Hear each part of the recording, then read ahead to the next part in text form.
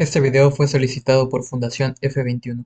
Hoy vamos a hablar de sets, que es otra estructura de datos que existe en Python. Pero antes de mencionar cuáles son las características de los sets, quiero que vean cómo podemos crear uno. Así que voy a escribir aquí una variable, voy a poner unos números, y aquí abajo vamos a imprimir el tipo de esa variable. Esto es algo que no he mencionado, creo, pero si no ponemos paréntesis y simplemente ponemos datos separados por comas, esto de aquí va a ser una tupla. Ahí está. Si ponemos paréntesis redondos, entonces también va a ser una tupla. Con paréntesis cuadrados va a ser una lista. Y con brackets va a ser un set. Aunque hay unas notas que debo mencionar. La primera es que para que esto sea un set, debe de tener por lo menos un elemento. Así. Si este estuviese vacío, esto ya no va a ser un set, sino un diccionario. Y eso es porque los brackets es también lo que se utiliza para construir diccionarios. Entonces, pues simplemente pasa que usamos el mismo tipo de paréntesis para crear sets y diccionarios. Y si está completamente vacío y no hay nada que indique qué es, pues Python lo toma como que es un diccionario. Ya si ponemos objetos dentro, siempre va a ser un set. Y eso es porque para que sea un diccionario tenemos que poner los datos del interior con dos puntos seguido de un valor, pero eso lo vamos a ver después, cuando ya hablemos de diccionarios. Con las listas sí no hay problema. Esto siempre va a ser una lista, tenga o no elementos y tenga tantos elementos como sea. Con las tuplas, por otro lado, si está completamente vacía, sí es una tupla. Pero si le ponemos aquí dentro algo, como una letra, esto simplemente va a ser el objeto que está dentro. Para que esto se considere una tupla, si nada más tiene un elemento, debemos de poner una coma para simbolizar que es una estructura de datos. Y ahora sí ya va a ser una tupla.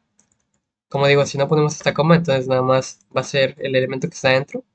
Y esto es porque los paréntesis redondos también se usan para la aritmética. Entonces, aquí yo podría utilizar símbolos matemáticos para hacer operaciones y los paréntesis se van a encargar de determinar el orden de las operaciones. Es por eso que poner paréntesis no basta. Hace falta poner por lo menos una coma. Así. Pero bueno, hoy, como digo, vamos a hablar de sets. Así que lo primero que voy a hacer es imprimirlo. Y aquí tenemos el set impreso en la consola. También podemos utilizarlo en un ciclo for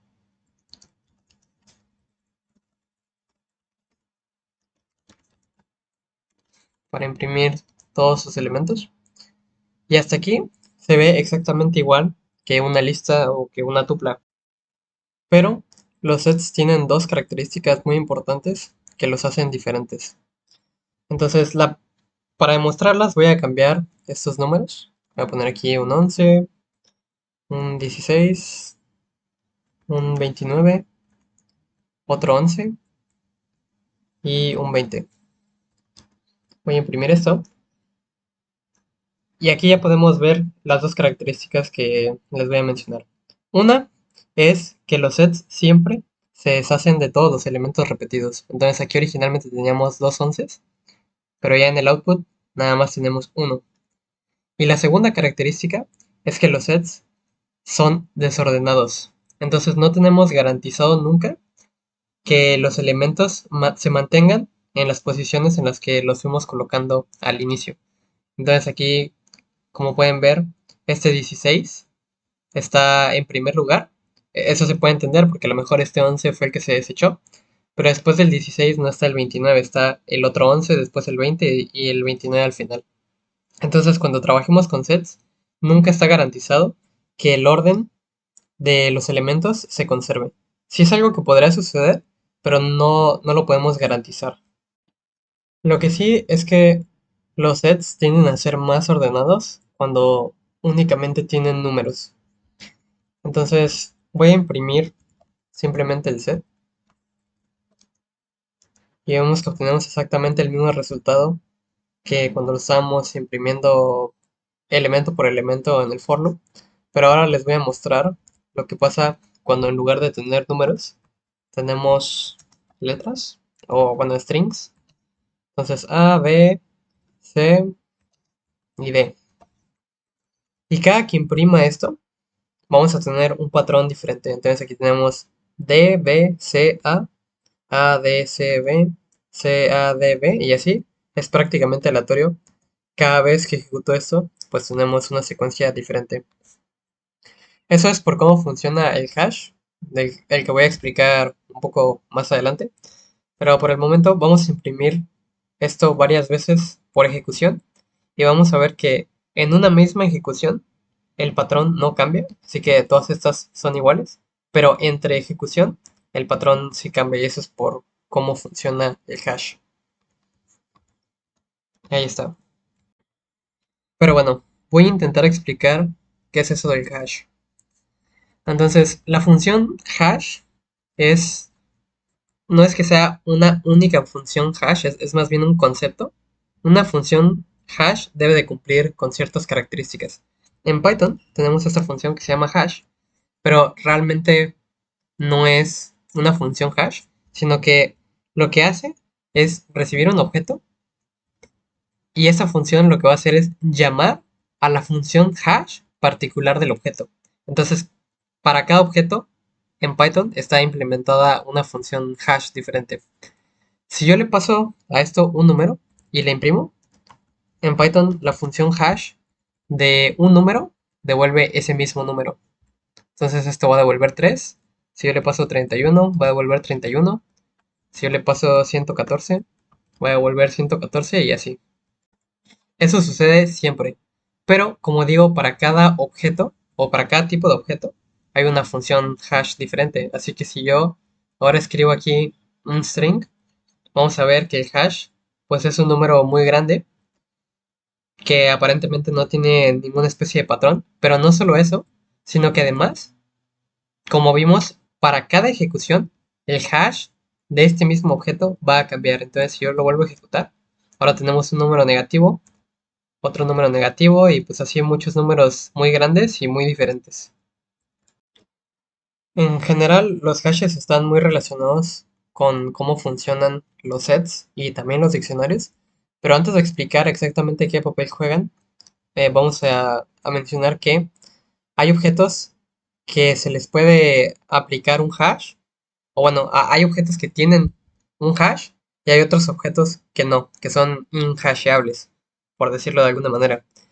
Entonces, para saber si un objeto tiene hash, podemos utilizar el mismo método que usamos en el video de tuplas y listas, de imprimir hash attr, y el objeto debe tener el método dunder hash. Si ese es el caso, entonces el objeto pues sí tiene hash o sí se puede hashear. Entonces si yo pongo aquí un número, esto quedamos que también es hasheable. Si yo pongo una tupla, también se puede hashear. Pero si yo pongo una lista no es hasheable. Entonces esto, what? Huh. Bueno, aparentemente una lista sí tiene Dunder hash, pero estoy seguro de que no se puede hashear. Entonces, si yo llamo hash sobre una lista, esto me debe de dar un error. Ahí está, un hashable type list. Ok. Entonces sí tiene un método, pero lo único que hace el método pues es devolver un error.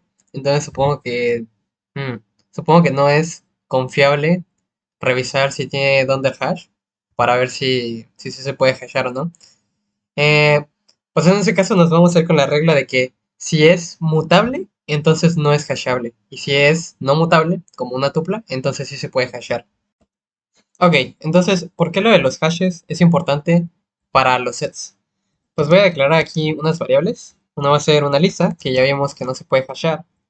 Y otra va a ser una tupla, que vimos que sí se puede hashear.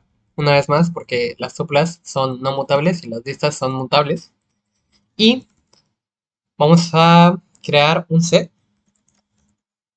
aquí con A y B. Entonces va a ser un set que contiene a la lista, esta lista de aquí, y que también contiene a esta tupla. Entonces lo que va a suceder aquí es que esto me va a dar un error porque los sets pueden contener únicamente objetos hasheables. Entonces como yo le estoy pasando una lista, esto me va a dar error.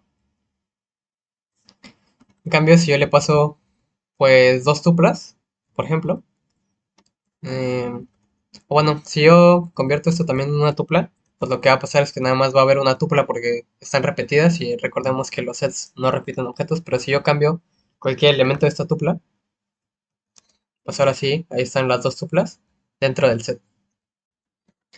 Esto no aplica para listas y tuplas, es decir, cuando colocamos un objeto dentro de una lista o de una tupla, ese objeto no tiene restricciones de que tiene que ser hashable o no, o nada por el estilo. Ahí sí podemos colocar los objetos que sean. La razón por la que los sets utilizan hashes es porque están optimizados para realizar algunas operaciones muy rápido, como la operación de pertenencia o el test de pertenencia, que es decir, este objeto in el set, y esto va a devolver verdadero porque A pertenece al set. Si yo escribo F, entonces esto va a ser falso porque la F no está dentro del set. Y como digo, esta operación del test de pertenencia es sumamente rápida en sets y diccionarios. Si yo tuviera una lista, o bueno, si data fuera una lista, entonces lo que tendría que hacer esa lista es tomar el primer elemento de la lista y compararlo, en este caso, contra la F. Y decir, ok, es F igual al primer elemento de la lista. Si eso es falso, entonces se va a comparar contra el segundo elemento. Y si eso es falso, contra el tercer elemento. Y así hasta que cheque con absolutamente todos los elementos de la lista. Y si hace eso y ninguna comparación dio verdadero, pues eso significa que el objeto, que en este caso como digo es F, pues no está en la lista y por lo tanto este operador va a devolver falso. Pero con un set, como está utilizando hashes, el set sabe de inmediato que F no está dentro de, pues, del set. Entonces estamos hablando, pues yo creo que pueden ser hasta órdenes de magnitud más rápido un set para hacer este tipo de pruebas que una lista o que una tupla. Dependiendo también de cuál sea el tamaño de la lista, porque si la lista tuviera tres objetos, pues nada más tiene que hacer tres comparaciones, así que va a ser muy rápido. Pero si tuviera 3000, que no es descabellado, pues entonces sí se va a tardar muchísimo, sobre todo si estamos haciendo este tipo de operaciones constantemente. Además, el tiempo que tarda la operación pues va a ser inconsistente con una lista, porque la operación se va a detener en el momento en el que encuentre al objeto. Entonces, si el objeto está en la posición 4, pues va a tener que hacer 4 comparaciones en total. Pero si está en la posición 2998, pues va a tener que hacer muchísimas comparaciones antes de llegar a la respuesta o antes de llegar al objeto y por lo tanto determinar que la operación de pertenencia debe dar verdadero. Desafortunadamente, toda esa eficiencia en las operaciones de pertenencia también viene con una desventaja y es que los sets ocupan muchísima más memoria que una lista o que una tupla. Otra cosa que me faltó mencionar es que si nosotros queremos crear un set que está vacío, como digo, si hacemos esto, pues va a ser un diccionario y no un set, pero lo que sí podemos hacer es usar directamente la palabra clave de set y pues eso va a ser un set vacío. Ya que estamos hablando de constructores, también podemos mencionar lo siguiente, y es que si tenemos una lista de elementos y sabemos que hay repetidos, es decir, aquí tenemos dos veces el número 2 y dos veces el número uno, y nosotros nos queremos deshacer de todo eso, pues no tenemos que crear algún algoritmo que nos permita desechar todos esos elementos repetidos, sino que simplemente podemos decir data, que es la variable original, va a ser list set data y la vamos a imprimir.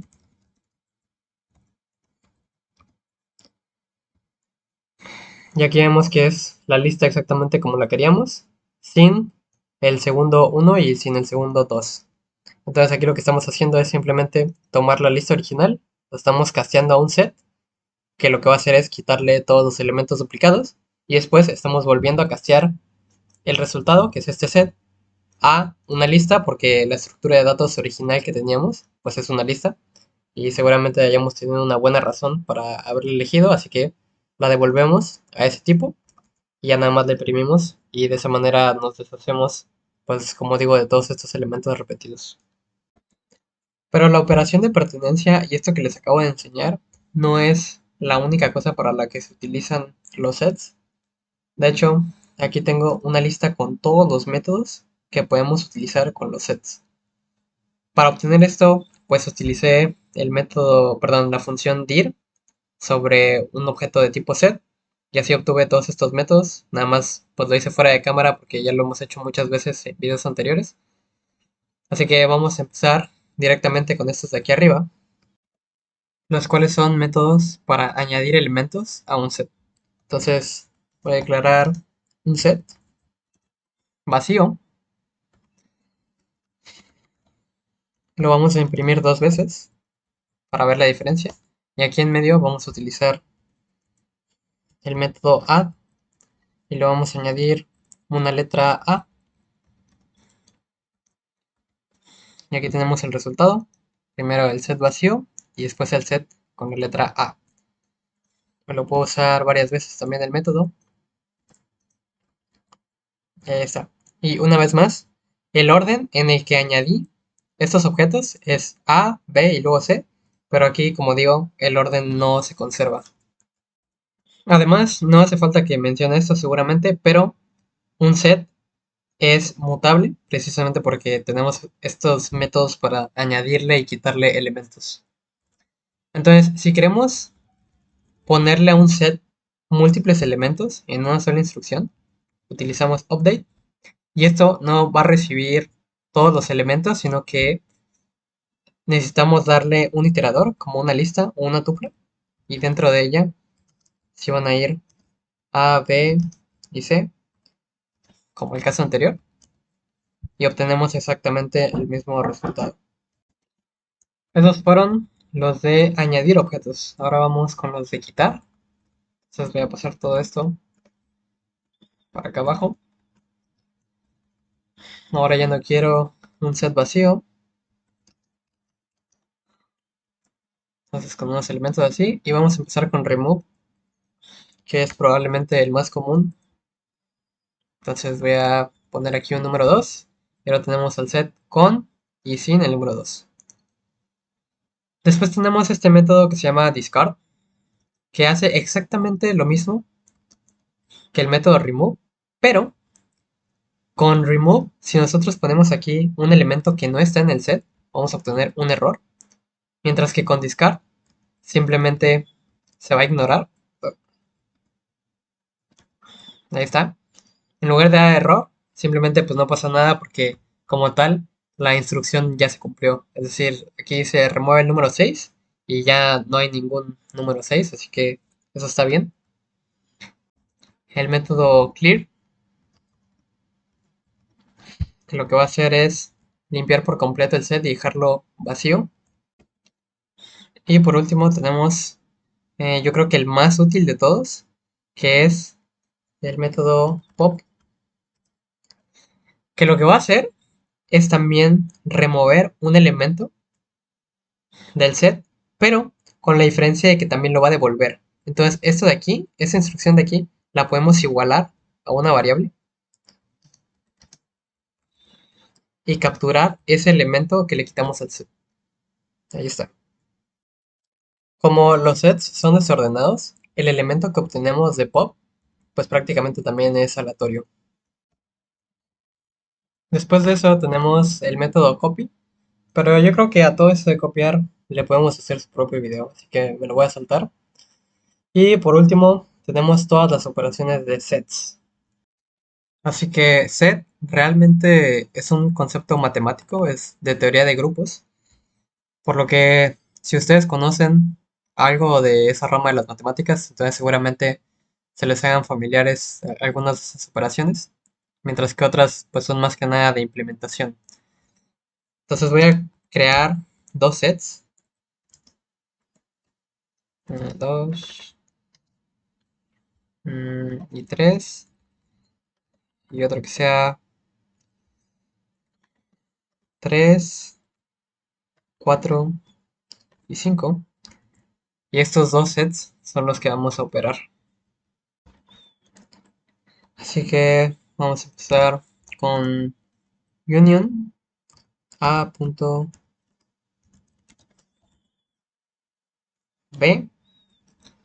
Para hacer una unión, de hecho tenemos dos métodos, que es llamar directamente al método y otro es utilizar un pipe. Con eso vamos a obtener el mismo resultado. Y esta operación consiste en tomar los dos sets y hacer un único set de esos dos. En este caso tenemos el 3 repetido en ambos sets, pero una vez más los sets se deshacen de todos los elementos duplicados, así que tenemos los números del 1 al 5. Después tenemos la intersección, que básicamente es todos los elementos que están en A y que también están en B. Y para eso tenemos el ampersand. En este caso pues solo es el número 3. Después tenemos difference. Y para eso tenemos el signo de menos. Y esto es todos los elementos que están en A que no están en B. En este caso pues el único elemento en común entre A y B es el número 3, así que solo se le quita ese número al set A. Estas operaciones que son direccionales, pues depende de qué letra o qué variable vaya primero. Entonces, si yo cambio de lugar la B con la A, vamos a tener 4 y 5 porque una vez más, 3 es el elemento que comparten estos dos sets. Pero también tenemos la versión simétrica de esto, con Symmetric Difference. Y a este sí, creo que no tiene un operador, así que me voy a deshacer de este. Pero esto es todos los elementos que están en A y que no están en B, y todos los elementos que están en B y que no están en A. Y finalmente tenemos unas de verdadero y falso. Les voy a imprimir A punto, aquí is disjoint B, y esto va a ser falso, porque lo que hace es comprobar que no haya elementos en común entre A y B. Entonces, si es disjoint, eso significa que no hay elementos en común, pero en este caso sí tenemos el 3 y en ambos sets. Es por eso que vuelve falso. Con el método isSubset, esto también va a volver falso, porque esto es que A contenga a B. O es al revés. A ver, vamos a ver. 1 y 2, y aquí vamos a poner 1, 2 y 3.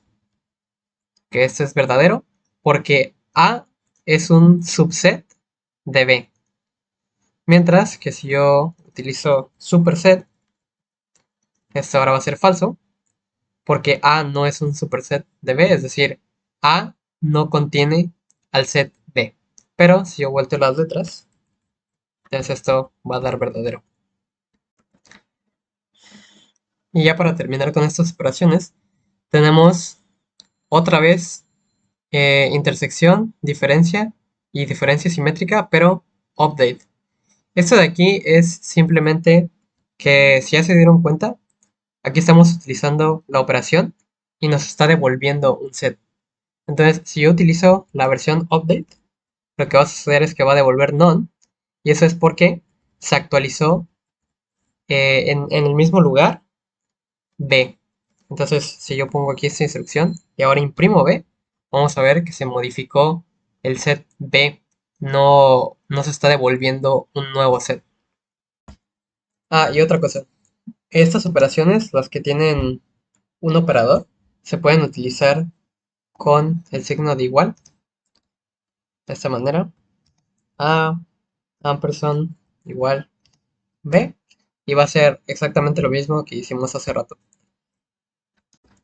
Ya para terminar, voy a borrar todo y voy a mencionar la existencia de otro tipo de set que se llama frozen set. Este sí no tiene unos paréntesis asignados a él, así que se tiene que construir forzosamente con esta llamada al constructor. Y dentro vamos a poner un iterador. 1, 2, 3. Vamos a imprimir. Ups. Print. Data. Aquí está el set. Se comporta exactamente igual que un set normal. La única diferencia es que un frozen set es no mutable. Entonces podremos decir que una lista es a un set como una tupla es a un frozen set. Entonces la utilidad de tener un frozen set es que conserva esa habilidad de hacer test de pertenencia sumamente rápido, pero además es no mutable. Entonces, por ejemplo, si yo tengo un set y dentro de ese set yo quiero poner otro set, como 2 3 de esa manera, como el set es mutable, no es hasheable y por lo tanto no lo puedo poner dentro de un set. Entonces, no puede haber un set dentro de otro set. Pero un frozen set, que sí es no mutable, o sea que sí se puede hashear, pues eso sí lo puedo poner dentro. Y si yo imprimo esto de aquí, vamos a ver el set con el frozen set dentro. Y ahora sí, hasta aquí le vamos a dejar con los sets.